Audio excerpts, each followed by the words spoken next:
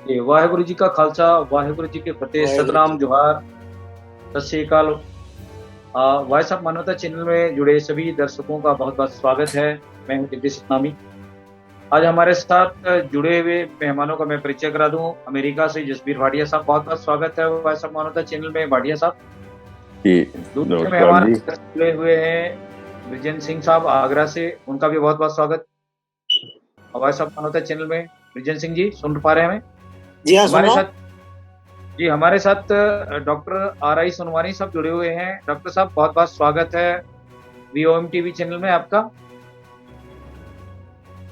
अपनी आवाज़ को म्यूट करें डॉक्टर साहब। आज हम लोग छत्तीसगढ़ के संत गुरु घासीदास जी के द्वितीय पुत्र, जिनका कल जन्माष्टमी के दिन उनका जन्म हुआ था और जिन्हें अंग्रेजों ने राजा की पदवी से नवाजा था और उन्हें भूमि, संपत्ति, स्वाभिमान, मानव अधिकार की रक्षा और सतनाम आंदोलन को लेकर उन्होंने अपने जीवन काल में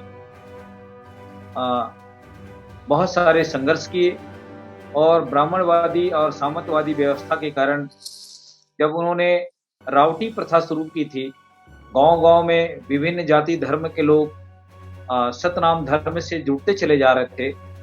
इसको लेकर जो जातिवादी मानसिकता के लोग, ब्राह्मणवादी मानसिकता के लोगों को बहुत तकलीफ हुई और धोखे से बलिदानी राजा जो गुरु जी थे हमारे द्वितीय गुरु, गुरु घासीदास बाबा जी के जो पुत्र थे, जिन्हें गुरु घासीदास जी का उत्तराधिकार भी प्राप्त था, उनकी निशंस धोखे से हत्या कर दी गई और आज उनका जो जन्म है वो 25 अगस्त कृष्ण जन्माष्टमी के दिन माना जाता है और कल बड़े धूमधाम से पूरे छत्तीसगढ़ में सतनामी समाज के अपितु छत्तीसगढ़ सरकार में भी उनकी इस जन्म दिवस को सेलिब्रेट किया गया है।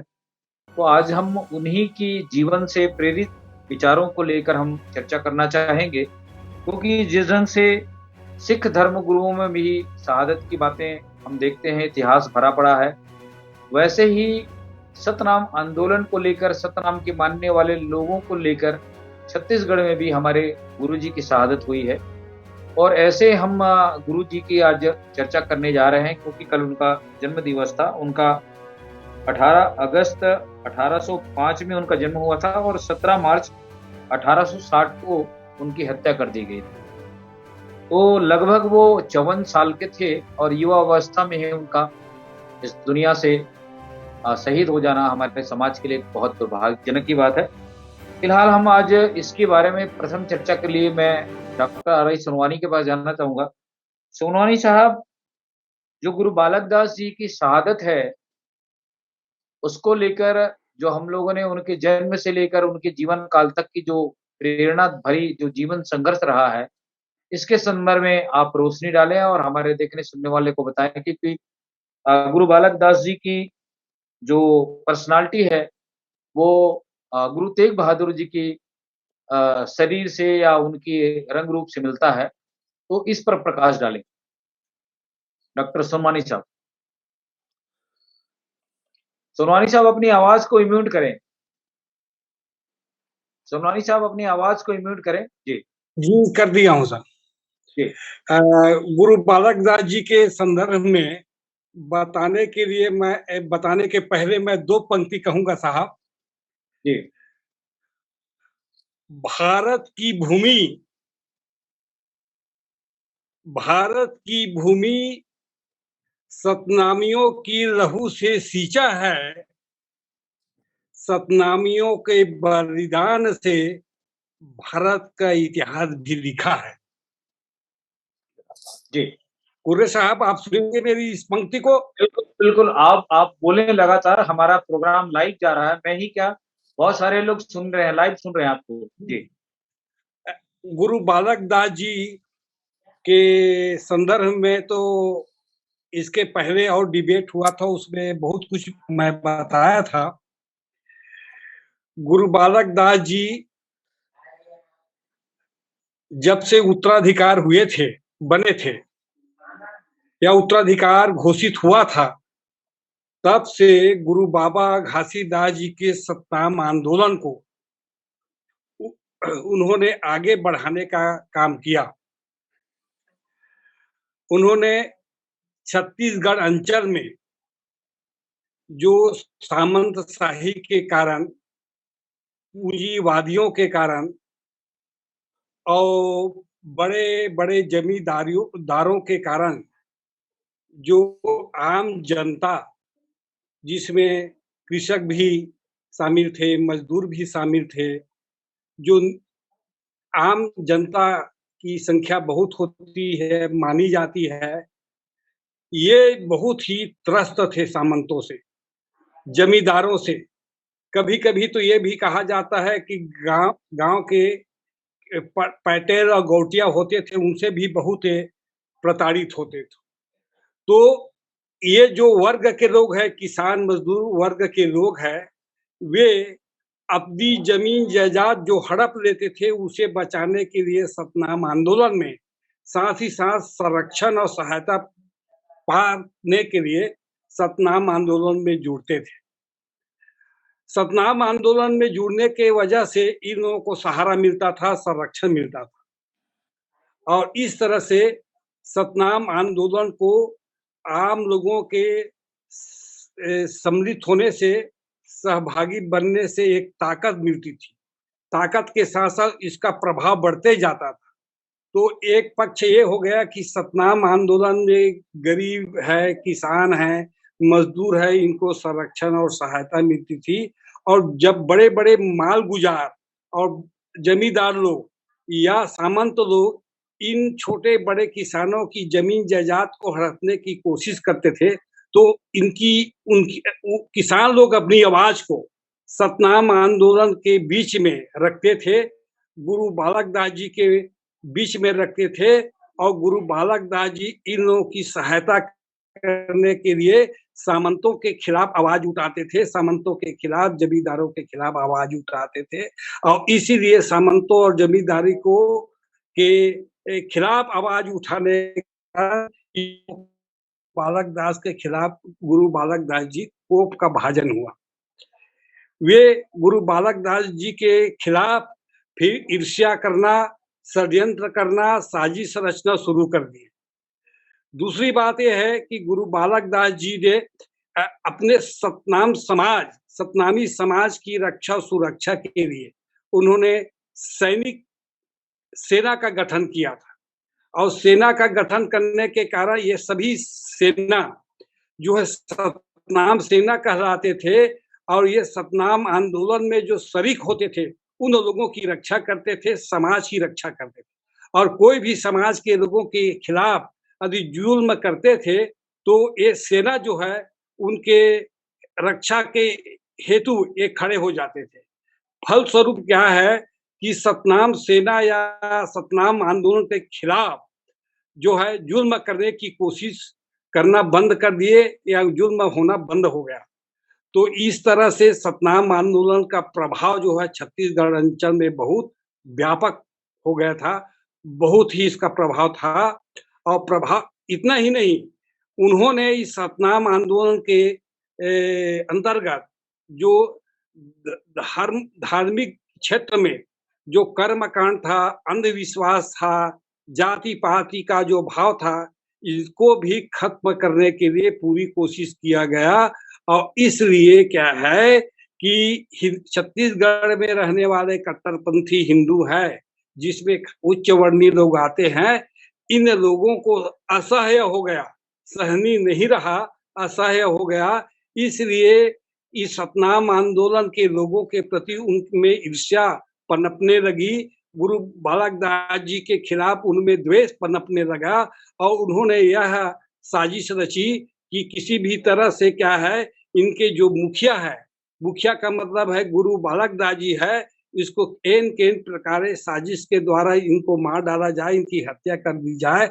ताकि छत्तीसगढ़ अंचल में सतनाम आंदोलन पूरी तरह से समाप्त हो जाए और हम लोगों का वर्चस्व जैसे पहले कायम था, उसी तरह आगे भी कायम रहे। इस तरह का उन लोगों ने विचार जो है एक कहा जाए वह औमनस्य भाव, कलुषित विचार बढ़ाने लगे और साजिश षड्यंत्र रचने जिसका शिकार होना पड़ा, जिसके तहत जो है हमारे बलदानी गुरु, बलिष्ठ गुरु, ताकतवर गुरु, हिष्ट-पुष्ट गुरु, जिसका पूरा नेतृत्व छत्तीसगढ़ में था, उसका जो है हत्या हुई और इस तरह से उनका शहादत हुआ। छत्तीसगढ़ अंचल में गुरु बालक दास जी ने एक बहुत बड़ा और सामाजिक दृष्टिकोण में काम किया है, वो है सतनामी समाज का संगठनात्मक जो स्वरूप है, उस स्वरूप को प्रदान करने का श्रेय गुरु बालक दास जी है।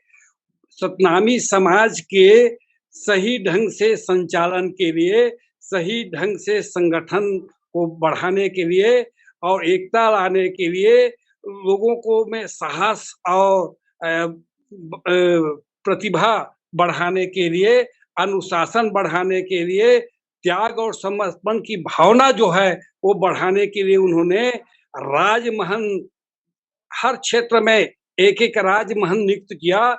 ये राजमहंत गुणी होते थे, योग्य होते थे, निपुण होते थे, इसलिए नियुक्त करते थे कि ये अपने क्षेत्र के लोगों को परामर्श दे, सुझाव दे और साथ ही साथ समाज के लोगों का संचालन करे। इसके बाद महंत बनाए। महंत के बाद उन्होंने ग्राम स्तर पर समाज के सामाजिक कार्यक्रमों को संपन्न कराने के लिए भंडारी नियुक्त किया, साथीदार नियुक्त किए, उनकी रक्षा सुरक्षा के लिए कोटवार भी, सामाजिक कोटवार, सतनामी कोटवार नियुक्त किए। इन लोगों को अस्त्र शस्त्र चलाना भी सिखाए, जैसे कि लाठी चलाने, तब्बल चलाने, तलवार चलाने और साथ ही साथ क्या है भाला चलाने। इसलिए उस तरह से कुछ जो दुर्लभ जो औजार है, उन औजारों से इन लोगों को प्रशिक्षित किया। प्रशिक्षित करने के पश्चात क्या है, एक समाज में निचले स्तर में भी एक सेना का रूप देने का प्रयास किया। आज यही कारण है कि आज सतनामी समाज में आज भी राजमहंत हैं, महंत हैं, भंडारी है, साथीदार है, ये सब जो है इस तरह से सतनामी समाज का संगठनात्मक स्वरूप है और यह स्वरूप, यह जो संगठन आज भी जिला स्तर में, ब्लॉक स्तर में, ग्रामीण स्तर में संचालित है, जिसके बलबूते जो है सतनामी समाज गुरु बाबा घासीदास के शिक्षाओं, उनके आदर्शों, उनके सिद्धांतों का भली-भांति पालन करते हुए भंडारी साथीदार के द्वारा जो है सामाजिक रस्मों की अदायगी पूरा करने के पश्चात संचालित है। यदि गुरु बालक दास आदि संगठनात्मक स्वरूप नहीं दिया होता, तो सतनामी समाज जो है बिखर गया होता। इसलिए उन समाज को बिखरने से बचाया, संगठन को बनाया, एकता लाया, अनुशासन लाया, हथियार और औजार चलाने का प्रशिक्षण दिया, जिसको अखाड़ा पद्धति कहते हैं। इसके कारण से आज देखने को आता है, जब भी किसी गुरु घासीदास जी या बालक दास जी का जयंती मनाते हैं, तो देखिए सतनामी समाज के महिलाएं भी तलवार चलाती हुई, लाठी चलाती हुई प्रदर्शन करते हैं कि हमारा समाज कितना सशक्त है, कितना समाज के लोग बहादुर है और किस तरह से हम अपने समाज और देश की आन-बान के लिए कुर्बान हो सकते हैं। ऐसे जज़्बा वो लोग प्रदर्शित करते हैं, जो इन सब बातों का कभी-कभी आप लोग भी देखे होंगे। तो मेरे कहने का मतलब ये है कि गुरु बालक दास जी जो है बहुत ही गौरवर्ण के थे, हिष्ट-पुष्ट थे, बलवान थे, इसीलिए गुरु बालक दास जी को सतनामी समाज का लौह पुरुष कहा जाता है। वो लोहा से लोहा टक्कर करने का हिम्मत रखता था, बड़े से बड़े लोगों से मुकाबला करने की हिम्मत करता था। बड़े-बड़े सामंत और जमींदार लोग उसके सामने उन्हें लोहा मानते थे, उससे टकराना एक बार उनसे टकराने की हिम्मत नहीं करते थे। इसलिए हिम्मत नहीं करते थे, उनके बराबरी का कोई उसमें उनके सामने कोई ताकत नहीं थी। इसलिए प्रत्यक्ष रूप से लड़ने के बजाय परोक्ष रूप से उनके खिलाफ साजिश रची गई, षड्यंत्र रचा गया और धोखे से उनकी हत्या कर दिया गया और इसलिए हमारा जो गुरु है, वो हमेशा हमेशा के लिए यादगार के काबिल है, उसका नमन किया जाना चाहिए, उसे प्रेरणा लेनी चाहिए। समाज में ऐसे ही बहादुर लोगों की ज़रूरत है, हिम्मती लोगों की ज़रूरत है, समर्पित लोगों की ज़रूरत है, त्याग करने वाले लोगों की ज़रूरत है। आज के समय में हालाँकि परिस्थितिवश समय के तकाज़ा के वजह से आज इस तरह के समाज के प्रति समर्पित लोगों की कमी दिखाई दे रही है। आज जैसे मिनी माता जैसे समर्पित महिला की कमी दिखाई दे रही है, जिन्होंने पूरा जीवन भर अपने आप को समर्पित कर दिए। गुरु बालक दास जी उस जीवन को अर्पित कर दिया समाज के लिए और लोगों के कल्याण के लिए। आज ऐसे लोगों की समाज में ज़रूरत है, लेकिन लोग मिलते नहीं हैं। मिलने वाल मिलने वाले लोग नहीं हैं, बोलने वाले लोग नहीं हैं, आवाज़ उठाने वाले लोग नहीं मिलते।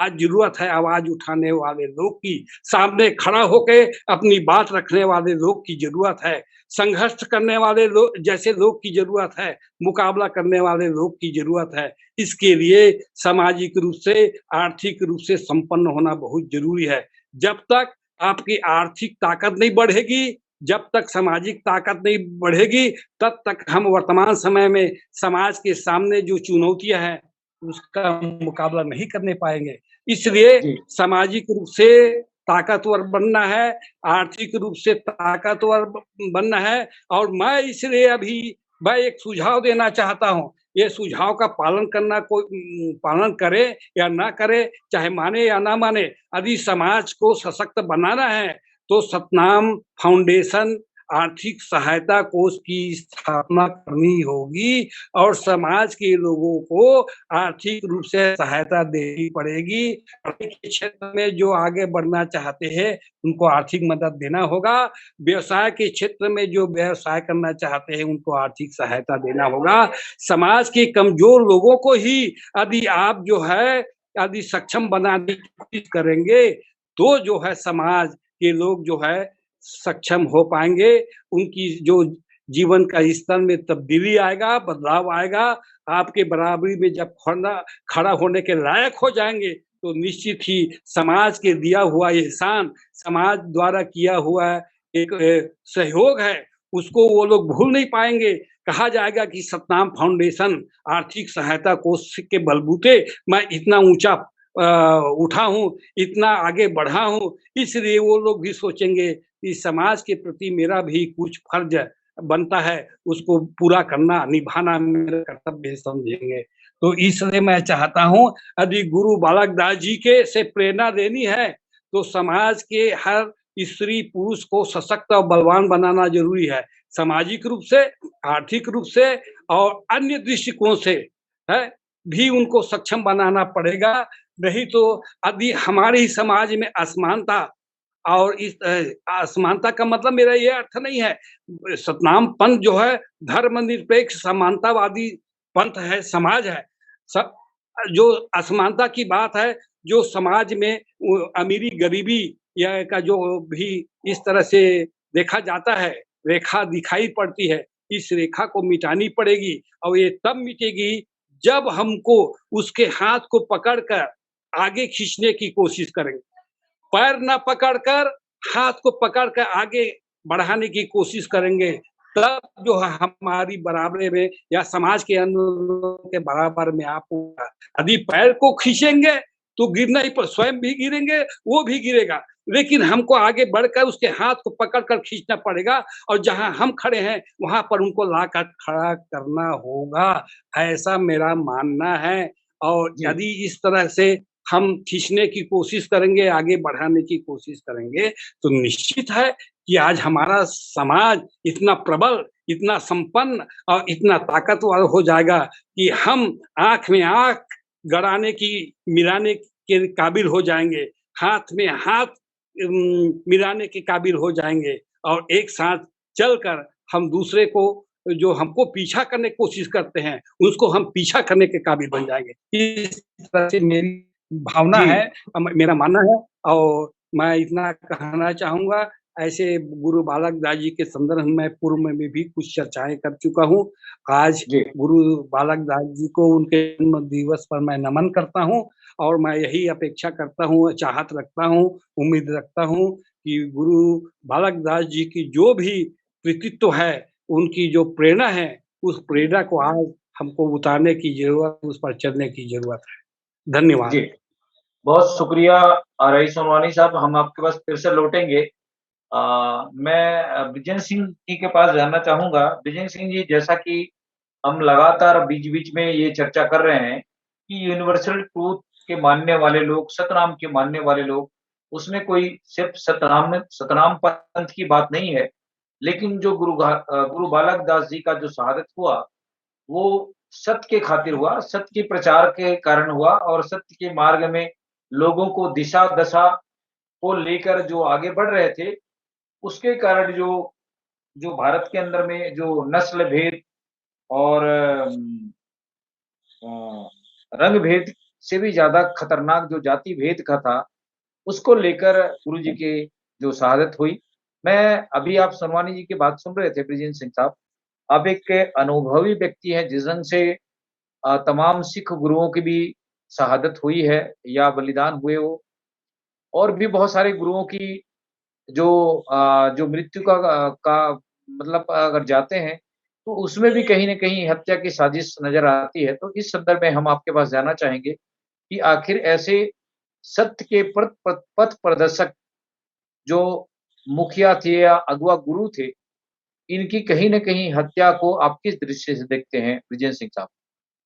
जी, बहुत-बहुत धन्यवाद जगदीश जी। जी, हमारे लिए गुरु घासीदास जी, गुरु बालक दास जी प्रेरणा के स्रोत हैं। हमारे लिए हमारे समाज में हम जो गरीब समाज है, अशिक्षित समाज है, वंचित समाज है, उसका सर्वनाश सिर्फ एक कारण, सबसे बड़ा कारण है कि उसको शिक्षा से वंचित किया गया। जिसे आप जातिवाद कहते हैं, वो एक विचारधारा है और विचारधारा की काट विचारधारा ही हुआ करती है। गुस्सा करने से या वो नम्र होने से काम नहीं चलता, विचारधारा को ठीक से समझना चाहिए। जो जिसे आज आप हिंदू कहते हैं, आपने कोई हिंदू नहीं सुना होगा जो बिना जाति का हो। इनके त्योहार की भी जात होती है, भगवान की भी जात होती है, जानवर की भी जात होती है। गौ और ब्राह्मण जानवरों में भी जात बना रखी है।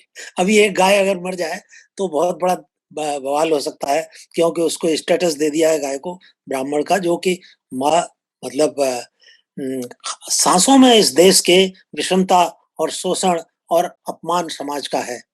अब ये किसका अपमान है? 90% लोग कारीगर हैं या मजदूर हैं या किसान हैं।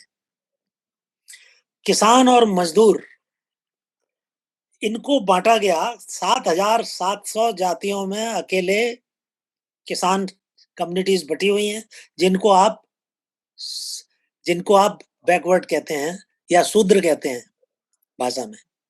और जी, 3,300 मंडल, ये मंडल कमीशन के आंकड़े बता रहा हूं मैं, 3,300 में आपका लेबर क्लास बटा हुआ है, जो कि अनटचेबल भी है, टचेबल भी है। जिसमें कुछ ऐसे हैं जो आपके घर में आने की इजाजत दी जा सकती है, और कुछ ऐसे हैं जो कि जिनको अगर छू भी गए तो स्नान करना पड़ता है। तो ये मगर क्यों चल रहा है? ये समता विषमता का तो मामला है। इसको धर्म से जोड़ दिया गया है। ये इंटीग्रल पार्ट है, जिसे कि हिंदुत्व कहते हैं या वेदांत कहते हैं। वेदांत कहता है शूद्र चलता फिरता कब्रिस्तान है, इसको पढ़ने लिखने नहीं देना चाहिए। अब जब आपकी पढ़ाई लिखाई बंद होगी तो आपका विवेक बुद्धि भी खत्म हो गई, क्योंकि आदमी का जो मूल गुण है वो वे जो रैशनलिस्ट, जिसे विवेक संपन्नता कहते हैं, वो है। अब विवेक जब जागृत होगा, जब तथ्यों का उसे ज्ञान होगा, तभी तो अलग अलग करेगा चीज को, सही को गलत को। इसलिए इसमें जब विचारधारा आ जाती है, तो गलत विचारधारा है उसकी काट सही विचारधारा से होती है। जिस विचारधारा को गुरु घासीदास, गुरु बालक दास, सदगुरु कबीर, सदगुरु नानक, जितने महापुरुष हमारे तथागत बुद्ध, वर्धमान महावीर जितने हुए हैं, ये इस जिस विचारधारा को ये रिप्रेजेंट करते हैं, वो सत्य और अहिंसा की विचारधारा है। अब अहिंसा को आप करुणा कह सकते हैं, मैत्री कह सकते हैं, भाईचारा कह सकते हैं, और सत्य को आप न्याय कह सकते हैं, क्योंकि न्याय एक प्रक्रिया है सत्य को जानने की। तो हमको हमारा जो समाज दिग्भ्रमित किया गया है, कहते हैं शैतान का काम दिग्भ्रमित करना है। जो आदमी को पढ़ने लिखना लिखा नहीं होगा, तथ्यों को नहीं जानता होगा, वो वैसे भी दिग्भ्रमित रहता है। तो हमारे गुरुओं ने उन परिस्थितियों में हाँ, सामंत उन्होंने शाही थी, उस युग में सामंत शाही थी। आप कल्पना करिए, औरतों को जलाया जाता था। उससे मुश्किल से 30 साल पहले की बात है। गुरु घासीदास साहब की डेथ के 30 साल पहले इसी पूना में जिस कम्युनिटी में बाबा साहब अम्बेडकर पैदा हुए हैं, उनकी पीठ पर झाड़ू बांधा जाता था, गले में मटकी लटकाई जाती थी, और ये सब धर्म के नाम पर धंधा चल रहा था। तो आ, ये चल क्यों गया? ये चल इसलिए गया कि हमारे जो समाज जिनका उन्हें सर्वनाश करना था, जिनको शोषण करना था, जिनको दमन करना था, उत्पीड़न करना था, उनका पढ़ना लिखना बंद कर दिया गया। इसलिए बाबा साहब अम्बेडकर ने जो नारा दिया था, पहला नारा दिया था, शिक्षित बनो। दूसरा नारा दिया था, संगठित बनो।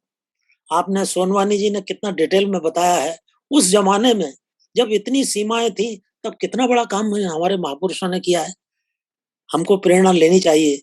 लेकिन एक चीज हमें सीखनी चाहिए कि गुरु बालक दास साहब ने, घासीदास साहब ने जो संगठन किया, किसी भी बड़े उत्पीड़न को, संगठित उत्पीड़न को संगठित शक्ति से ही खत्म किया जा सकता है। और संगठित शक्ति में सबसे पहली चीज विचारधारा होती है, जिसे आइडियोलॉजी कहते हैं, जिसे सिद्धांत कहते हैं। और सिद्धांत के बाद फिर व्यवहार आता है। जिसका सिद्धांत गड़बड़ होगा, जिसको सिद्धांत की ठीक जानकारी नहीं होगी, उसका आचरण भी गड़बड़ होगा, कंफ्यूजन होगा। उसे किसी शैतान की जरूरत नहीं है, वो खुद ही दिग्भ्रमित रहेगा, कंफ्यूज रहेगा, गुमराह रहेगा। तो हमारे इन महापुरुषों ने हमारा मार्गदर्शन किया है, बहुत उस जमाने में किया है जबकि बहुत सीमाएं थी। और आज हम जब गाली देते हैं, अंग्रेजों को कहते हैं उन्होंने गुलाम बनाया। अरे भैया, आपको तो सम्मानित किया उन्होंने, आपको तलवार दी, आपको राजा घोषित किया। आपको अपमानित तो उन लोगों ने किया जिन्होंने झाड़ू बांधा पीछे, आपकी हत्याएं की। आज ईमानदारी से आप सोचिए, इस्लाम को ये पानी पी पी करके गाली देते हैं, हमारे लोगों को दुश्मन बताते हैं।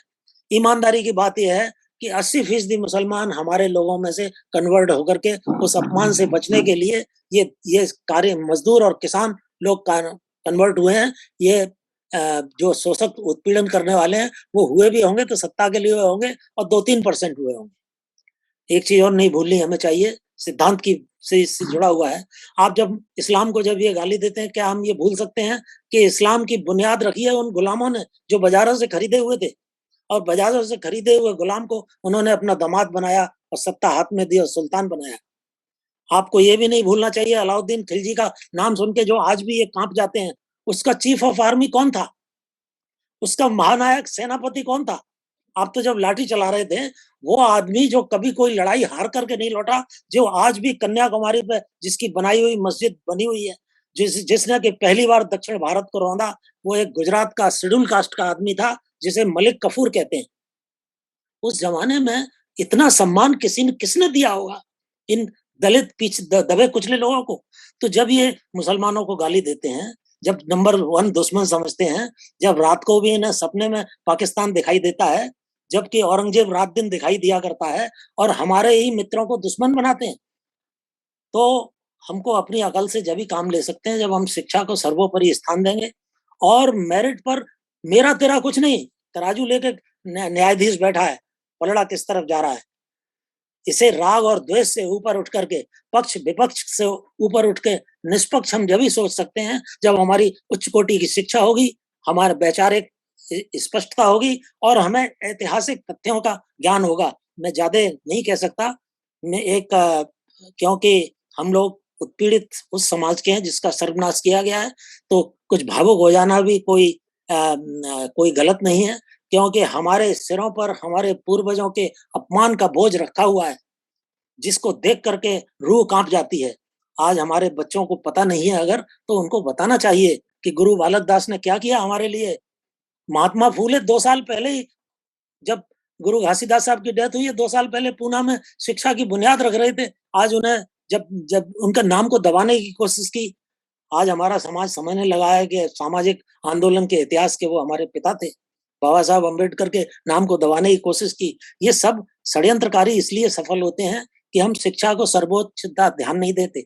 आज हमारे दिमाग में ये गलतफहमी बैठ गई है कि हम 131 MP पार्लियामेंट में भेज देंगे बिना शिक्षित हुए, तो कोई बहुत बड़ी क्रांति हो जाएगी। हमको शिक्षा को सर्वोपरि स्थान देना। हमारे पिता बाबा साहब ने कहा, हमारे पिता महात्मा फूले ने कहा, हमारे पिता बालक दास साहब ने कहा, घासीदास साहब ने कहा। उन महापुरुषों से हमें प्रेरणा लेकर के समाज को आगे बढ़ाने के लिए अपने नौजवानों को, बेटियों को प्रेरित करना पड़ेगा, तभी ये गुलामी की जंजीरें कटेंगी। आज ये दिन इन बातों को याद करने का था। तो सोनवानी जी ने बहुत कुछ कह दिया। मुझे ज्यादा नहीं बोलना चाहिए था, लेकिन मेरी भी भावना अपनी रोक नहीं सका। धन्यवाद। जी, बहुत शुक्रिया विजेंद्र सिंह साहब। भाटिया जी हमें सुन पा रहे हैं भाटिया साहब? हेलो? भाटिया सर अपने आप को म्यूट करें, थोड़ी देर आ जाएँ। हाँ, भाटिया साहब को जाना था ना? जी। मैं फिर थोड़ा-सा जो मैं बाहर हूँ, घर में नहीं हूँ।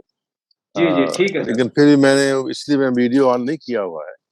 जी, ठीक है सर। इस बार सुलवानी जी ने बहुत जानकारी दी है, उनका बहुत धन्यवाद। जी। मुझे इतनी जानकारी तो नहीं थी, लेकिन आपने जो पहले भी एक बार इसके बारे में कहा हुआ है, लेकिन जो जैसे आप सिंह साहब ने भी कहा है, जिंदर सिंह ने भी, कि ये जो हमारे देश के अंदर जातिवाद और पूंजीपति लोग, सभी लोग, ये सभी का ये सिस्टम है। तो जब भी कोई प्रगतिशील शक्ति उठती है, तो उसके खिलाफ फिर षड्यंत्र रचते हैं। ये कोई बात नई नहीं है। जीसस क्राइस्ट के समय क्या हुआ? वो प्रगतिशील थे। वो उस समय की समाज, जो जूश समाज के अंदर जो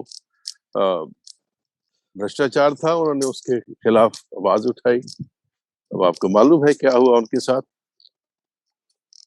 सिखों के इतिहास में तो आप पता ही है।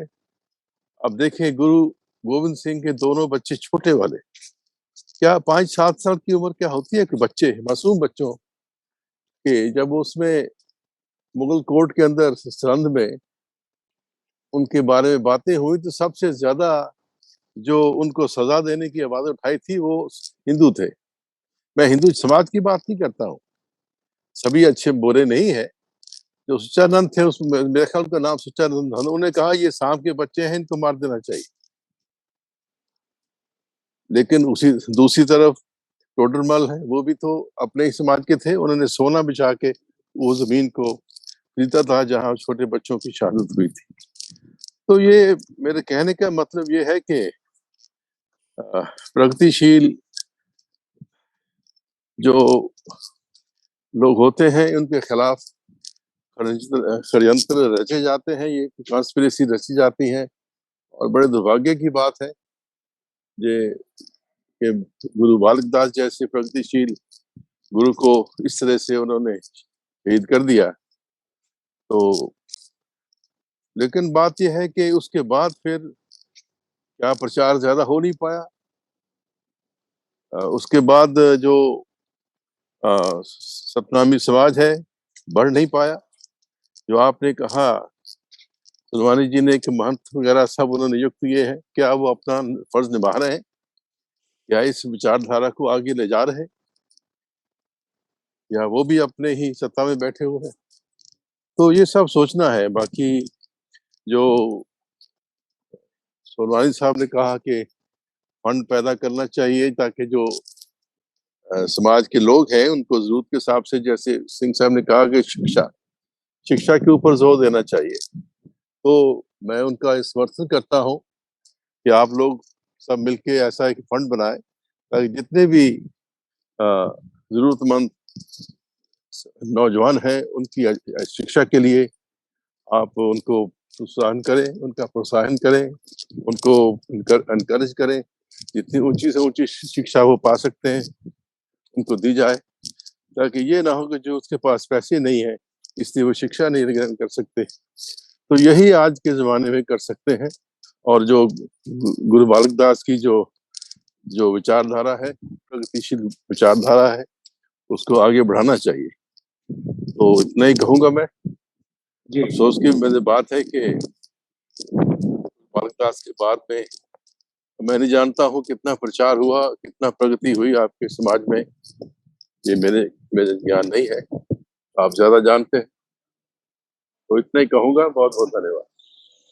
जी, बहुत शुक्रिया जसबीर भाटिया साहब, अमेरिका से आपने प्रेरक विचारों को हमारे देखने सुनने वाले के पास रखा हुआ है। सोनानी साहब के पास मैं फिर से लौटना चाहूँगा। सोनानी साहब अपने आप को म्यूट करें। जी। सर, अभी आपने भाटिया जी के विचारों को सुना और ब्रिजेंद्र सिंह जी की बातों को सुना। मैं आज के इस कार्यक्रम को ज़्यादा लंबा ना खींचते हुए आज के इस प्रेरक प्रसंग को लेकर आपके पास फिर से दोबारा और इसलिए हम लौट रहे हैं क्योंकि जो गुरु बालक दास जी की शहादत है, जिसके बारे में अभी भाटिया साहब ने कहा कि गुरु बालक दास जी की शहादत के बाद में सतनामी समाज का जो युवा पीढ़ी है, युवा जनरेशन है, वो किस हालात में है और हमें किस दिशा में अ, उनकी जीवन से प्रेरणा लेनी चाहिए और आगे बढ़नी चाहिए, इस पर अपने विचार रखें। सोमरानी साहब। जी। ये मैं इस संदर्भ में ये कहना चाहूँगा कि गुरु बालक दास जी की शहादत, प्रेरणा और उनके संघर्ष के संदर्भ में छत्तीसगढ़ के युवाओं को पिछले 2 दशक से जानकारी मिलती गई है। जब पिछले 2 दशक से जब उनको जानकारी मिली, तो छत्तीसगढ़ के युवाओं में गुरु बालक दास जी की जो संघर्ष यात्रा है, गुरु बालक दास जी के जो योगदान है, उसके बारे में जानकारी मिली, तो गुरु बालक दास जी की जयंती, उनकी शिक्षा, उनकी प्रेरणा को जानने के प्रति उनमें ललक पैदा हुई है, इसमें कोई दो मत नहीं। पहले तो गुरु बालक दास जी के बारे में लोगों को, समाज के लोगों में जानकारी नहीं थी, लेकिन पिछले 2 दशक से गुरु बालक दास जी के संदर्भ में जानकारी होना शुरू हो गया और जानकारी रखते हैं। अब सवाल ये है कि जो हमारे युवा संगठन हैं, छत्तीसगढ़ अंचल में जो युवा संगठन है, इन संगठन के लोगों को, युवा संगठन के लोगों को उन्हें एक मार्गदर्शन देने की जरूरत है, एक उनको दिशा देने की जरूरत है, एक उनको सहयोग देने की जरूरत है कि गुरु बालक दास जी के विचारों को, उनकी विचारधारा को, उनके संघर्ष के घटनाओं को या संघर्ष की यात्रा को हम कैसे समाज के निचले स्तर तक, दूर दराज तक या ग्रामीण अंचल तक फैलाएं। अभी जो है ये प्रयास हो रहा है। जैसे कि मैंने कहा कि आजकल बने वर्तमान समय में सतनामी समाज के जितने भी महान विभूतियां हैं, उनके जन्म दिवस, निर्वाण दिवस और समाज के महत्वपूर्ण पर्वों को जो कभी नहीं पहले मनाते थे, उनको अब मनाने की इनमें जागृति आ गई है। जब जागृति आ गई है तो एक पूरे समाज के युवाओं को संगठित करने की जरूरत है। संगठित करने की बाद उनको एक दिशा देने की जरूरत है। उन युवाओं को शिक्षा के क्षेत्र में प्रोत्साहन और सहयोग देने की जरूरत है। इन युवाओं को एक प्रकार से जो गरीब हैं, उन लोगों को सहयोग करने की जरूरत है। अब हमें ये तय करना है कि किस युवक को किस तरह की सहयोग की जरूरत है, ये हमको जो है तय करना होगा। और जब तक इसका आकलन नहीं होगा, जब तक इसका सर्वे नहीं होगा, आकलन नहीं होगा, तब हम कैसे पता कर पाएंगे कि अमुक युवक को शिक्षा के लिए एक अमुक चीज की जरूरत है, उनके छोटे मोटे व्यवसाय या जीविकोपार्जन के लिए अमुक चीज की जरूरत है। तो जब तक इसका भली भांति आकलन नहीं होगा, सर्वे नहीं होगा, हमारे सामने जब तक उसका सर्वे रिपोर्ट, सर्वेक्षण रिपोर्ट नहीं आएगा, पूरी तरह से पारदर्शिता के साथ आकलन और समीक्षा नहीं होगी, तब तक हम इन युवाओं के बारे में, उनके भविष्य के बारे में सोचने के लिए हम काबिल नहीं हो पाएंगे। जी। तो इन युवाओं को भाई सर्वे करके इनका आकलन करना बहुत जरूरी है। साथ ही साथ केवल युवाओं को नहीं, युवतियों के भी आकलन करने की जरूरत है। आज मिनी माता की शिक्षा को बताने की जरूरत है, उनके योगदान को बताने की जरूरत है। किसको बताने? समाज की युवतियों को। बालक दास जी के भी शिक्षा और उनके संघर्षों की अमर गाथा को बताने की जरूरत है। तो समाज के युवकों और युवतियों को भी एक मंच में लाकर उनको बताने की जरूरत है, मार्गदर्शन देने की जरूरत है, उनकी दशा और दिशा को टटोलने की जरूरत है, हमें जानने की जरूरत है। अब हमको पूछना पड़ेगा आकलन करके कि अमुक युवक को शिक्षा पाने के लिए उनको आर्थिक सहयोग की जरूरत है, अमुक बच्ची को जो लड़की है, युवती है, उनको शिक्षा के लिए अमुक चीज की जरूरत है।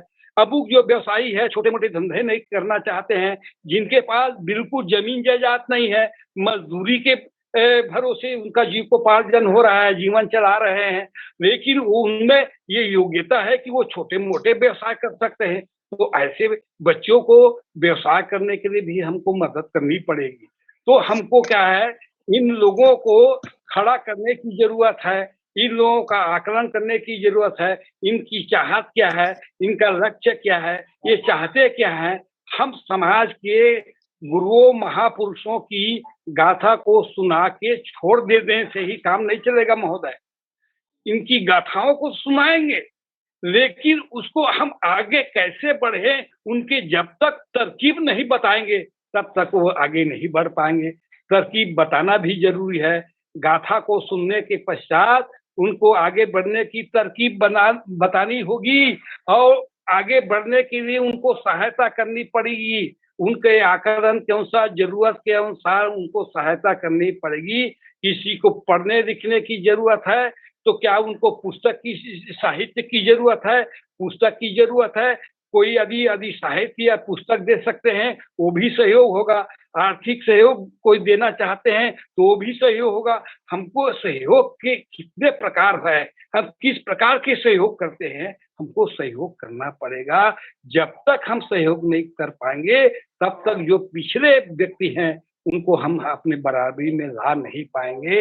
इसलिए किस तरह का सहयोग है, ये हमको जांच पड़ताल करनी पड़ेगी और बिना जांच पड़ताल किए बिना हम सहयोग भी नहीं कर पाएंगे। तो एक व्यापक पैमाने पर हमको समाज के युवा युवतियों का एक सर्वे करके, एक प्लानिंग करके, एक सर्वे करके उनकी वस्तु स्थिति को जानना पड़ेगा और जानने के पश्चात हमको यह तय करना पड़ेगा कि यदि भोलाराम है तो उस भोलाराम को किस तरह सहयोग की जरूरत है, यदि श्यामलाल है तो उस श्यामलाल को किस तरह सहयोग की जरूरत है। क्या शिक्षा की सहायता के लिए जरूरत है, क्या छोटे मोटे व्यवसाय करने की जरूरत है, कोई धंधे करने के लिए उनको सहयोग चाहिए। जब तक इस तरह से हम उन लोगों का जो है जांच पड़ताल नहीं करेंगे, तब तक आंख बंद के हम सहयोग कर भी नहीं सकते। जब जानते नहीं है किसी को, तो उसके बारे में हम क्या सहयोग करें। इसलिए हमको एक व्यापक दृष्टि रखकर, एक विशाल हृदय और विशाल विशाल मन रखकर हम इनको जांच पड़ताल करके इसकी सूची बनाकर, इनकी जरूरतों को जानकर, इनसे वार्तालाप कर, इससे साक्षात्कार होकर इनको सहयोग देना पड़ेगा। अन्यथा जो बढ़ रहे हैं आगे वो बढ़ेंगे, जो पीछे हैं वो पीछे रहेंगे। और एक ऐसा समय आएगा कि समाज का भी एक वर्ग जो है जहाँ स्थिर है वहीं पर स्थिर रह जाएगा, ऐसा मेरा मानना है। और मैं अपनी भावना को, विचार को आप लोगों के समक्ष रखा हूँ। आप लोग इसको जानिएगा, समझिएगा, कितना उपयुक्त है इसको आप लोग समझिएगा, आकलन कीजिएगा और जो उपयुक्त है उसको अमल में करने की कोशिश करिएगा। यही आज के इस प्रसंग में मैं कहना चाहता हूँ। जी। धन्यवाद। बहुत शुक्रिया डॉक्टर अय्यर सोनवानी साहब। मैं इस कार्यक्रम को संक्षिप्त की ओर ले जाना चाहूँगा। हमारे साथ ब्रिजेश सिंह साहब अभी डॉक्टर सोनवानी साहब की बात को सुन रहे थे, उनके विचारों को सुन रहे थे। ब्रिजेश सिंह साहब, आज के इस कार्यक्रम को हम लास्ट कमेंट की ओर ले जाना चाहेंगे। आप जैसा कि अभी विस्तार से बहुत सारी बातें हो चुकी है, तो मैं आपसे यही जानना चाहता हूँ कि आज जो गुरु बालक दास जी की जो जन्म दिवस के अवसर पर जो हमारी जो युवा पीढ़ी है, छत्तीसगढ़ अपितु पूरे भारत के अंदर में, विश्व के अंदर में, ऐसे यूथ जनरेशन को सच्चाई के मार्ग पर, सतनाम के मार्ग पर, जिस रास्ते में चलने के लिए लगातार गुरु बालक दास जी ने लोगों को प्रेरित किया, इस संदर्भ में हम आपकी संक्षिप्त में विचार जानना चाहेंगे, ताकि हमारे जो यंग जनरेशन है, युवा पीढ़ी है, वो उसको प्रेरणा ले सके और आगे बढ़ सके। विजय सिंह साहब। हाँ, सोनवानी जी ने बड़ा सही जगह ध्यान आकर्षित किया है। परंपरा से हम लोग पूर्णमासी को, चतुर्दशी को इकट्ठे होते हैं। उसको व्रत वगैरह रखते हैं।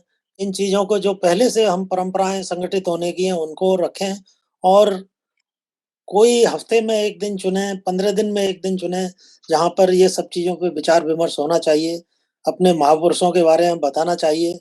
इनकी जयंतियों को, इनके त्यागों को, तपस्या को हमें हाइलाइट करके बताना चाहिए, तभी हमारे नौजवानों को प्रेरणा मिलेगी और समाज को दिशा मिलेगी।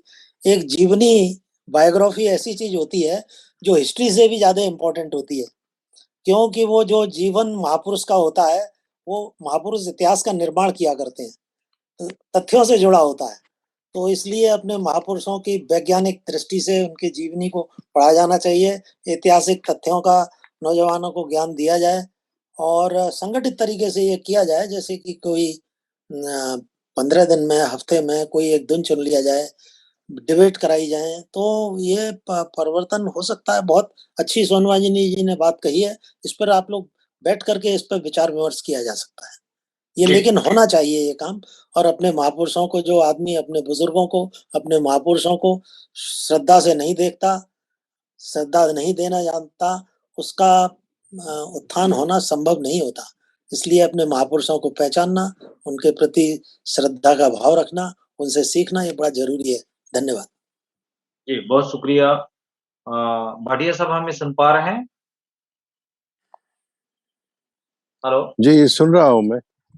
सर, जी। लास्ट कमेंट आज के इस सेशन का हम आपसे जानना चाहेंगे कि हम जो हमारा यंग जनरेशन है, ऐसे महान पुरुषों की प्रेरक विचारों को, उनकी जीवनियों से हमारा जो यंग जनरेशन है, जो देख सुन रहे हैं, उनको लास्ट कमेंट और अपनी प्रेरक विचारों से संबोधन करें, ताकि हम आज के इस कार्यक्रम को, इस सेशन को खत्म कर सकें। भाटिया साहब।